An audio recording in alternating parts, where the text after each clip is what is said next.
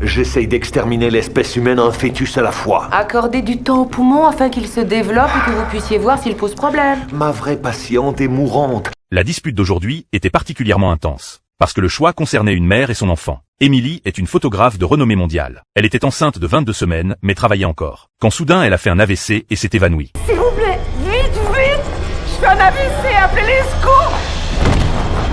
Heureusement, elle a été transportée à l'hôpital à temps. Aos est entré dans sa chambre. En examinant ses yeux, il a découvert un possible micro-anévrisme. Si c'était vrai, elle pourrait faire un autre AVC à tout moment. Juste au moment où Aos allait partir, il a remarqué quelque chose de nouveau. Elle avait du sang dans les urines. L'équipe de Aos a rapidement effectué une analyse d'urine. Les résultats étaient mauvais. L'analyse d'urine a révélé un taux excessif de protéines et de globules sanguins, et son taux de créatinine est 2 fois au-dessus de la normale. Symptômes typiques d'insuffisance rénale. Une femme enceinte avec un AVC et une insuffisance rénale. Ce n'est pas une coïncidence. Selon les antécédents médicaux d'Emily, elle avait eu 6 infections streptococciques. Ce type d'infection peut provoquer une sténose mitrale, qui forme des caillots sanguins causant des AVC. Elle peut aussi bloquer les vaisseaux sanguins des reins. Donc Aos a demandé au médecin d'examiner son cœur. Effectivement, sa valve mitrale était calcifiée. Elle avait besoin d'une valvuloplastie par ballonnet immédiatement. Vous enfoncez le cathéter.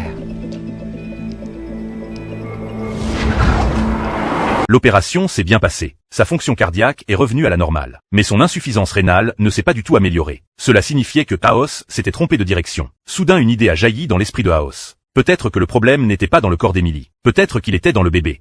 Le problème vient du fœtus. Il existe une condition extrêmement rare, appelée syndrome miroir. Quand le fœtus développe une maladie grave, la mère commence à refléter les symptômes. L'AVC et l'insuffisance rénale. Les deux pourraient être causés par le fœtus. Donc la vraie question est devenue, qu'est-ce qui ne va pas avec le bébé? La seule façon était l'IRM. Mais le fœtus ne reste pas immobile.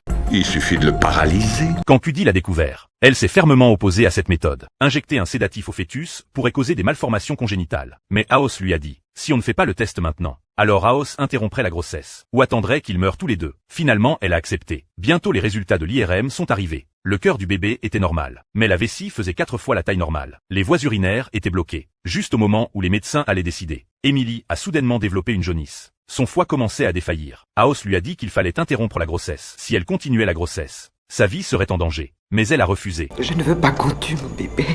C'est lui qui vous tue. Je refuse d'avorter, c'est mon choix. C'est pas un bébé, c'est une tumeur. Emily a dit qu'elle avait fait 4 FIV. C'était la seule grossesse réussie. Elle était prête à parier sur 2 jours. Elle croyait que Aos trouverait la réponse.